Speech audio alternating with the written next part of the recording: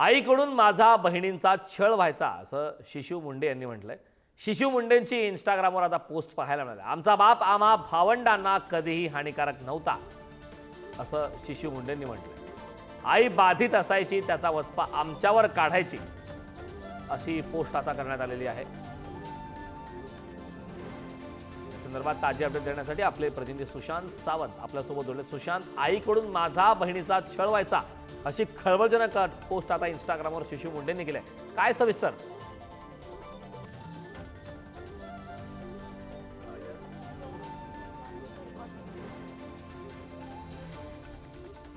काही तांत्रिक अडचणीमुळे आपला सुशांतशी संपर्क होत नाही, मात्र आईकडून माझा आणि बहिणीचा छळ व्हायचा असं शिशू मुंडेने पोस्ट केलेली आहे।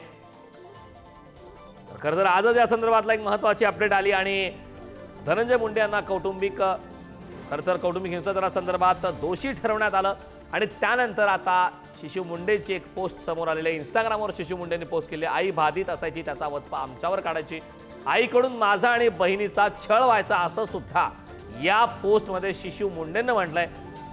त्यामुळे या संदर्भात आता काय प्रतिक्रिया घडतात हे पाहणं महत्त्वाचं आहे। शिशू मुंडेंची इंस्टाग्रामवर आता पोस्ट समोर आलेली आहे। आमचा बाप आम्हा भावंडांना कधी हानिकारक नव्हता असं सुद्धा यावेळी शिशू मुंडेने म्हटलंय। आई बाधित असायची, त्याचा वचपा आमच्यावर काढायची असं या पोस्टमध्ये सांगण्यात आलंय। खरं तर करुणा धनंजय मुंडे या संदर्भातलं प्रकरण मागच्या काही वर्षांपासून कायदेशीर लढाई सुरू आहे, न्यायालयीन लढाई सुरू असताना आज या संदर्भात एक मोठी अपडेट समोर आली, ज्यामध्ये आता पोटगी देणं बंधनकारक आहे। मात्र त्यानंतर आता शिशू मुंडेंची एक पोस्ट समोर आली।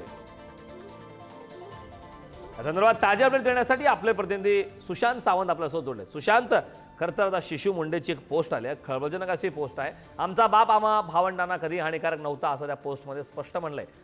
काय या संदर्भात सविस्तर माहिती आहे? कारण आपण जर बघितलं असेल तर करुणा शर्मा आणि धनंजय मुंडे यांचा 18 वर्षाचा मुलगा शिशू धनंजय मुंडे यांनी आता नुकतीच काही दिवसांपूर्वीच एक पोस्ट लिहिली आहे।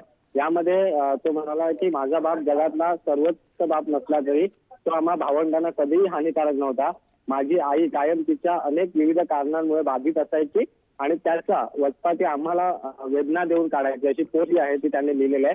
त्यासोबत तो म्हणाला जो घरेलू हिंसाचार तिच्यासोबत झाला असा ती दावा करते, तो घरेलू हिंसाचार आहे, ते खरं नाही, तर मी, माझी बहीण आणि माझे वडील यांच्यासोबत तिच्याकडून नेहमीच हिंसाचार व्हायचा।